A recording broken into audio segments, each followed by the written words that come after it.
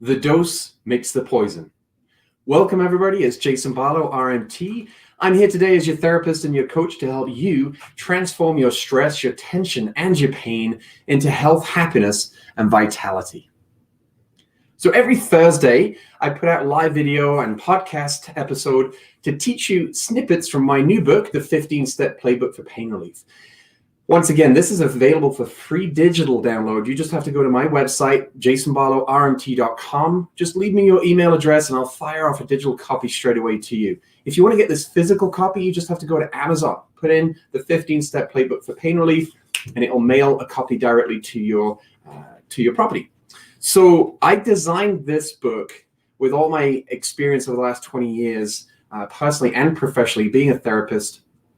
I have a history as a background in personal training, nutrition, lifestyle coaching, 20 years nearly for Buddhist meditations and teaching people how to mitigate their stress response. Because ultimately, we have stress. It's never going to go away. We talked about this before. We have two types of problems. We have inner problems. We have outer problems. Outer problems are never going to end, right? It's COVID right now. What's it going to be next? It's just a matter of time. There's something else around the corner. They're never going to go away, these outer problems. But what we can learn to do is solve the real problem, which is sourced right here, your unpleasant feelings and how you choose to respond to those outer problems.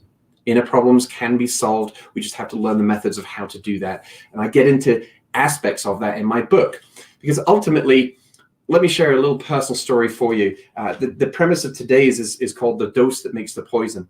So I remember as a youngster especially, I would eat an abundance of chocolate. I was hooked on it. It was just so good. And it still is good, don't get me wrong. But I definitely have far more control over my craving towards chocolate. And I didn't so much when I did as a youngster. The point that I'm trying to make here is, as I aged, I was fortunate that I was an athlete. And I never gained weight with respect to the volume of chocolate that I was consuming. I mean, 500 grams was not a problem for me to knock back. In a sitting, I'll say. A sitting might take me 10 minutes, 30 minutes at the most, but I would just continue to consume, all the while believing that it was a real source of my happiness until half an hour went by and I'd feel some disruption in my digestive system, alerting me to the fact that that was perhaps a little too much. Until, maybe 4 or 5 hours later, and another candy bar wasn't going to go amiss because now those feelings were gone. And I'd gone through this cycle for many, many years. And I was fortunate I never gained weight. But what it did do is it, first of all, disrupted my teeth. I had numerous mercury amalgams, and thankfully in the last few years, I've had those removed now completely. But it disrupted my teeth. It affected my health of my teeth. And as a result, I felt as, a late teenage young man, that I wanted to make some changes because I could see what the ramifications were going to look like if I continued. My grandmother had then been diagnosed with late onset of diabetes. And I just really started to understand the human anatomy and the function of the digestive system and how much disruption we're creating when we have too much sugar at any given time, especially on the pancreas and the reactions that that's taking. And all I could envision in my mind was, yes, great, Jay, you're not gaining weight. And yes, you could continue. I was almost justifying the reasons why I could continue to go down the pathway that I was at that time of over-consuming the volume of chocolate that I was. But I was starting to envision what that would look like, in another, forgive me, Instagram followers, if you're on there right now. I've got a device that should be holding this phone and it drops, and I try to figure out the solution for that. It was holding it for a good 10 minutes there and then it's just dropped. Anyway, as an aside, as I could see what was going to happen if I continued down this pathway of over-consuming chocolate. It was going to disrupt my pancreas. It was going to disrupt my digestive system, and it was creating a whole cascade of health effects at that particular point in time. From fungal infection to, I could go on, and maybe we're going into too much depth for some people to listen to, but the ramifications of excessive sugar in my diet was starting to show its ugly head. So I studied the body. That just led me into this career that I'm in currently. And I also wanted to then share this with other people. That's the very premise of me doing what I'm doing today. So that's a little bit about my story. I could see what was going to happen if I continued to overconsume. Ultimately, it's the dose that makes the poison. I still have chocolate. I still really like chocolate, but I have way more control over how much I actually consume in any given sitting. And there's definitely ways that you can go about preparing your digestive system for consumption of sugar about to take place, whether that's a fruit sugar, a vegetable sugar, or refined sugar in the form of chocolate. And as we know, there's a varied amount of paleo options where you're getting the cacao powder into your diet and getting that chocolate kind of satiation, but you're not getting the abundance of refined white sugars that come with that. We'll leave that for another day. In my book, I talk about the dose makes the poison in quite some depth. There are 4 controls that you have. 4 controls. That is your mindset. That is your physical movement and body. That is how you feed your body. And then ultimately how you rest and recover your body. Those are 4 things well within your control. Right now, they might feel like they're out of your control. And I'm here as your therapist and coach to say that's not true. You have complete control over them. Just right now, there's certain habits that are pushing you down this pathway as opposed to perhaps the pathway that you wish to. Ultimately, that's your decision which one you want to take. But we've talked about this the last few weeks. There's 2 types of posture. There's mental posture, the thoughts that you have and the feelings associated with those. And then there's the physical posture, that position of your body in space, your alignment, the health of the muscles, the position of your joints, and so forth. Most people understand posture from a physical point of view. I like to talk about the mental point of view because I firmly believe that we have to start head first when it comes to learning how to transform your stress, tension, and pain into health, happiness, and vitality, because it's a lot to do with attitude. There are definitely traumatic injuries that happen, which are seemingly out of our control at that point in time. But how do you respond? You roll your ankle, you fall while skiing, you strain your knee. How are you responding to that trauma or that injury? It's happened by getting your mental attitude or disposition into a place of frustration, irritation, and anger. All that's doing is creating more disease in your body. It's not facilitating any healing whatsoever. It's happened. Done. What can you now focus on? Stop focusing on the problem and instead focus on the solution. We are as unique on the outside as we are on the inside, and vice versa. We are fingerprint specific when it comes to our digestive system, our thought patterns, and so forth. But there are tools that we can use, which I talk about in my book, that actually help us to narrow that focus a little bit more so that we can get more in line with achieving more health, happiness, and vitality and the expression of that. I firmly believe, though, we have to start with the mind. And the way that we got to interpret that as far as this line of reasoning is considering today, it's the dose that makes the poison, is if you're a person that has a tendency for more frustration, anxiety, depression, and anger, how much time throughout your day, and you could use this as a journal exercise, how much time throughout your day are you spending with those how much time are you spending contemplating and staying with those concepts and ideas and mindsets? And if it's a long time, like if we're talking hours every day that you feel like you're dwelling and exaggerating and bombarded and pulled down, right? It's a heavy feeling in your body and your mind. Then that to me is a sign that that's where you need to start. Because for as long as you have those feelings, disease is going to be prevalent in the expression of your physiology.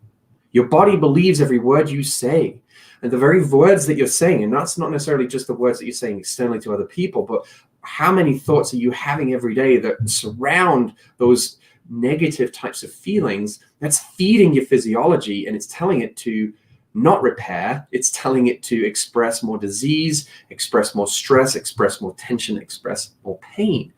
It's the dose that makes the poison. If you're spending a lot of your time with those thoughts, that's a huge volume of time. That's a huge dose to your body and your mind, which makes it toxic and makes it poisonous. It creates more dis-ease in your body. Are you kind of seeing where I'm going with this?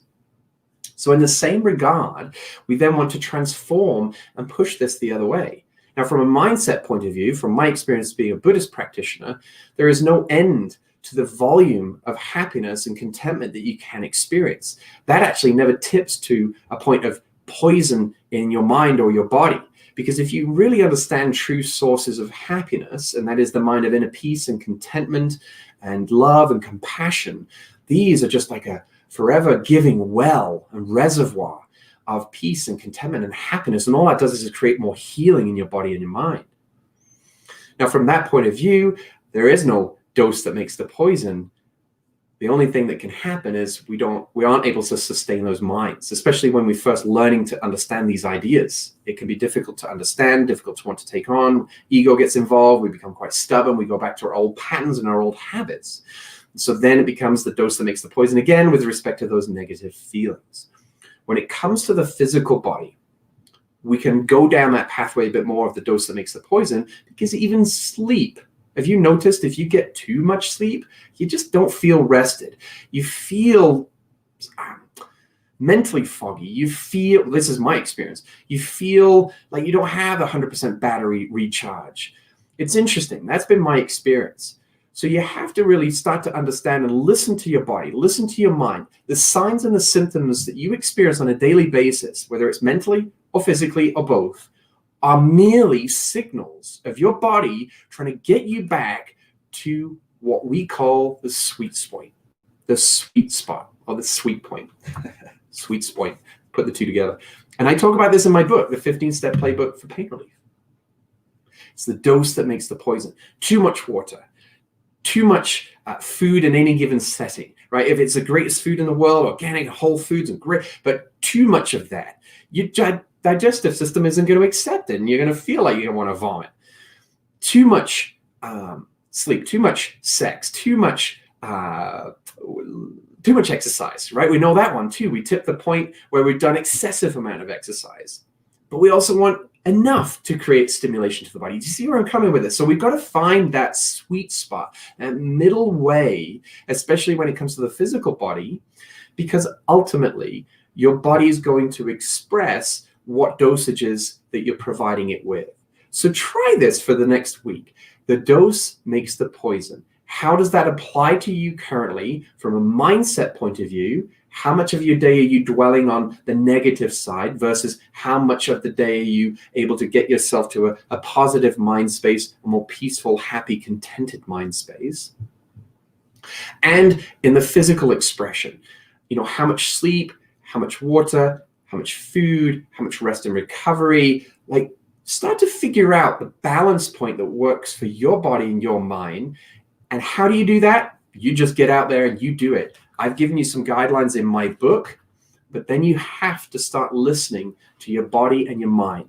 As soon as you notice more expression of health, happiness, and vitality, that is a sign and symptom that you're on the right pathway. As soon as you get more stress, tension, and pain, that's telling you that you're on the opposite pathway. Perhaps your current habits or past habits are recycling through and you're going down what you've always done. And remember, if you always do as you've always done, you will always get what you've always gotten. Not sure if that's correct English, but you get the essence of what I'm sharing with you there. That was a Tony Robbins quote.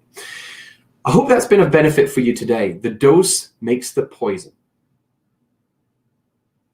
If you have any questions, concerns, please reach out to my clinic. You can reach me at info@jasonbarlowrmt.com. Go get that digital copy right away. Go to my website, jasonbarlowrmt.com, and download this copy, the 15-step playbook for pain relief. Instagram followers, I'm sorry, I'm trying to learn how to get this mirror image thing corrected. We're still working on that. The bottom line is go to my website and you'll see everything that you need to on there. Remember, your muscle health is my #1 priority. Thank you for your time, and we'll see you again tomorrow where I've got my book of the week to share with you.